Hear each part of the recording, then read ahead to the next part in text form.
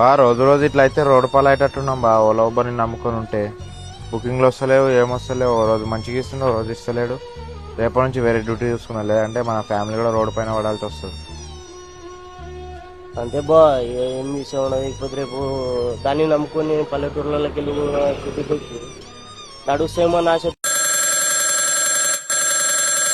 చెప్పనా. మైపల్లన్న ఎక్కడున్నావు అన్నా? ఈయన రూమ్ దగ్గర ఉన్నానా? హైటెక్ సిటీలో వర్షం పడుతున్నాను, డ్రాపులు మంచిగా పడుతున్నాయి, రండి అన్న. అరే బా ఓన పడుతుందంట బా, డ్రాపులు బాగా పడుతున్నా.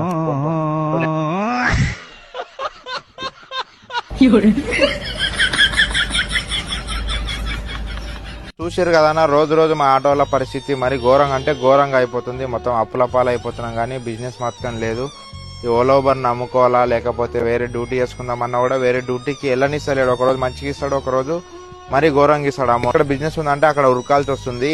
ఆటోలు తెచ్చుకున్న తప్పుకు ఈఎంఐలు ఉన్నాయి, అప్పులు ఉన్నాయి, కాబట్టి ఎక్కడ పడితే అక్కడ ఉరకడం తప్ప ఏం లేదు. బిజినెస్ డీజిల్ కాలుతుంది, కానీ అమౌంట్ అయితే ఏమొస్తలేవు. కొత్తగా ఆటో బిజినెస్లోకి వచ్చే వాళ్ళకి ఒకటే చెప్తున్నానా, ఆటోలు అయితే తీసుకొని ఓలా ఊబర్ నమ్ముకొని అయితే రాకుండా అర్థం చేసుకోండి. ఇప్పటికీ ఉన్న వాళ్ళకు ఆల్రెడీ చుక్కలు చూపిస్తున్న ఓలా ఊబర్ కార్పొరేట్ కంపెనీలు.